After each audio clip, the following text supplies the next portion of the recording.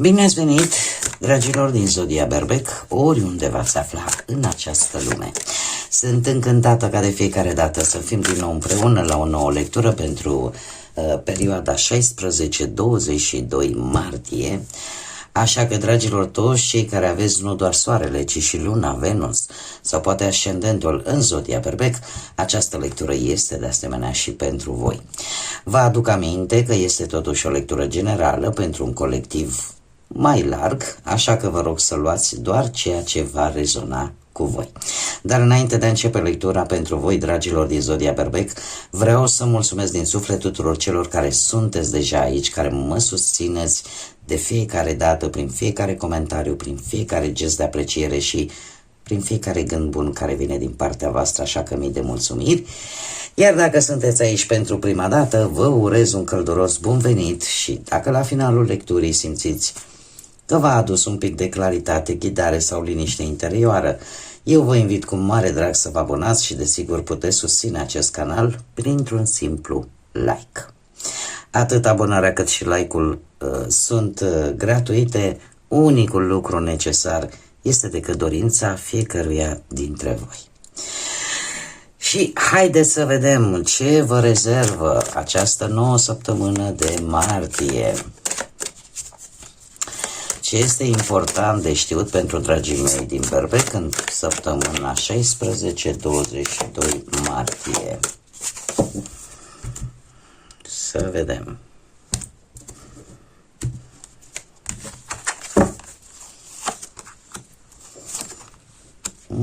Interesant. Avem ancora și cartea. Dragii mei dragi, se pare că săptămâna aceasta e mai mult taxată pe muncă, pe studiu, pe stabilitate, pe încrederea voastră personală, pe șansa pe care o puteți avea, aș zice, un moment destul de favorabil să profitați de o anumită oportunitate. Oportunitate legată în mare parte de vreun contract sau poate de o informație pe care n-ați știut-o, sau poate de un plan, dar un plan pe care ar trebui să-l țineți un pic la dospit, să nu prea știe lumea de el, sau poate o idee. Sau, de ce nu, așa vorbind la modul general, putem vorbi și de aflarea unor, unor informații, unor intrigi, da? Care cumva să vă, o mare parte legată de muncă și să aflați anumite lucruri care vă vor schimba așa perspectiva. Dar acum, haideți să o luăm așa rapid, să vedem ce ne spune Lenormandu pentru voi, dragilor, și să luăm cu partea muncii. Dacă vorbim de muncă, cum am mai spus, sunt niște cărți care chiar pun accent pe această arie a vieții. Se pare că e posibil pentru cei care așteptați în sfârșit sosirea unui loc de muncă sau ca ceva să se concretizeze, un obiectiv să se concretizeze, dar din câte vedem aici cu cartea, este nevoie ori să studiați ceva în plus, ori pur și simplu acest nou job să apară. V-am spus că sunt foarte bune pe partea asta a muncii. Dacă vorbim de bănuți, cu bănuții se pare că faceți economii destul de bune și chiar e posibil să primiți și niște bănuți buni. Și asta spune în urma faptului că voi ori vă folosiți de o idee, ori găsiți resurse care să vă aducă câștiguri. Adică găsiți niște artificii, să zicem așa, de unde să vă apară bănuți, dar sunteți foarte croiți pe ceva economii, să faceți ceva economii. Dacă vorbim de dragoste, atunci vorbim de partea asta stabilității, mai ales pentru cei singurei. Este ceva acolo în sufletelul vostru care nu îndrăznește. Simțiți ceva, dar parcă nu aveți curaj să le exprimați. Parcă vă vine greu. să le exprimați. Pentru cei care sunteți într-o pereche, din câte văd eu aici, totuși sunt probabil, nu știu, eu aș spune că stabilitatea pe care voi vreți să o construiți într-o relație este foarte mult pe faptul că nu spuneți ceea ce simțiți. Ori pentru unii dintre voi chiar e posibil să fie niște secrete pe care le țineți și pe care nu le exprimați tocmai pentru că nu vreți să stricați această stabilitate. Dacă vorbim de cei singurei, sunteți un pic nesiguri în această săptămână pe partea asta a iubirii și de ce? Pentru că ori vă place de cineva în secret și nu sunteți voi, nu aveți în clar o să mă vrea, nu o să mă vrea, ce o să zică, sunteți voi așa un pic în dubiu. Haideți să vedem ce ne spune și tarotul.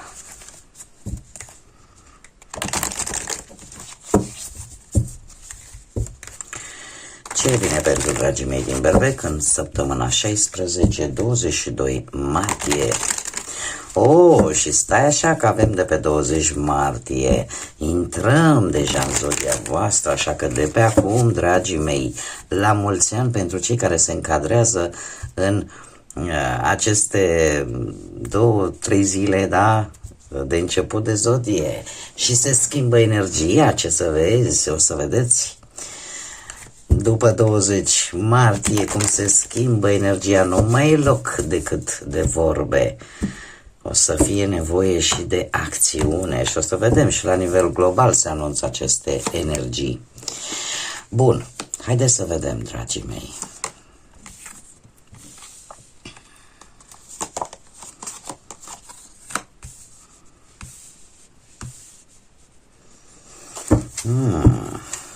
Interesant. Avem un as de cupe, 2 ași. Să știți că aici, într-adevăr, e vorba de o clarificare. Dar mie îmi dă de bine, totuși. Avem un as de cupe. Un as de cupe care îmi vorbește, care este provocarea pentru voi în această nouă săptămână de martie, este aceea de, cum să spun eu, de noi începuturi, de a vă arătați sentimentele.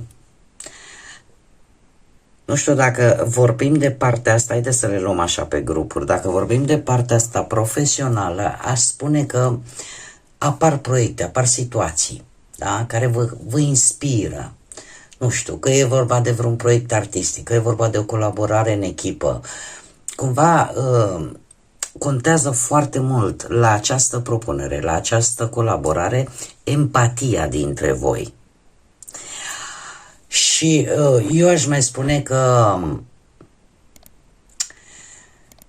nu știu, poate ar trebui să vă conectați un pic mai diferit cu colegii, cu colaboratorii voștri în această săptămână. Cam asta ar fi provocarea. Resursele voastre, eu zic că vă și ajută. De ce? Pentru că avem un as de spade. Un as de spade care îmi spune că veți ști foarte clar ce să faceți, ce decizie importantă să luați legată de muncă sau legată de acest proiect. De ce? Pentru că vedeți și înțelegeți mult mai clar cum stă situația, ce decizie trebuie să luați. Eu aș spune, în mare parte, cred că începeți un proiect nou bazat pe strategie sau pe analiză foarte temeinică, care se pare că va fi și de succes pentru voi. Cumva acest nou început, această nouă energie care vine în viața voastră pe partea asta a muncii, aș spune că va fi încununată de succes și vă va aduce o stare de bine. O stare de bine, un moment de stabilitate și mai ales dacă ați depus un efort susținut vis-a-vis de acest proiect, se pare că veți reuși să-l finalizați cu succes sau nu știu, poate că reușiți în sfârșit să vi se recunoască munca. E vorba de un răspuns pozitiv care care implică la rândul său atât decizii importante, dar implică și veți fi provocat să fiți un pic mai empatici cu colegii, cu colaboratorii, adică să nu mai fiți voi așa impulsivi, în așa fel încât să vă iasă, dacă asta ar fi provocarea. Dacă vorbim de bănuți, aș spune că posibile câștiguri legate, nu știu, de domenii de-astea creative sau care, nu știu, vânzarea, de exemplu, a unor produse handmade, făcute de mână, da? Sau să luați niște bănuți, poate din ceva care pe voi vă pasionează, o faceți cu pasiune, vă place ceea ce faceți. Asul de spade, la rândul său, resursele se pare că iar sunt bune. De ce? Pentru că asta vă va ajuta să vă clarificați anumite situații financiare. Da? Și veți înțelege exact cum stați cu banii, în așa fel încât să luați o decizie financiară importantă. Sau pur și simplu apare acea strategie,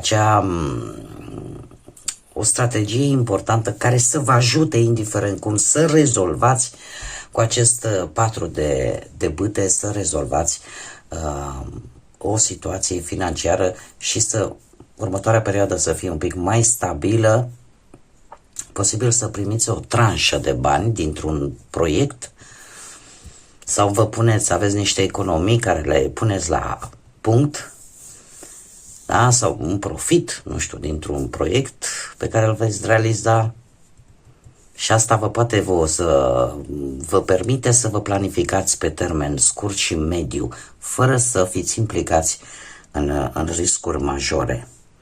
Dacă vorbim de dragoste, aici, avem un as de cupe care îmi spune că, prima dată pentru cei care sunteți într-o relație, îmi spune că relația aduce așa emoții proaspete, intimitate, conexiune profundă, momente romantice, da?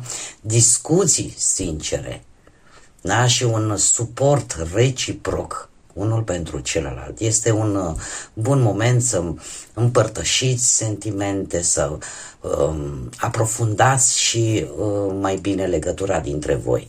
Iar acest as de spade cu siguranță ne vorbește de claritate într-o relație, de o discuție sinceră care poate clarifica anumite lucruri care poate nu mergeau cum trebuie, da?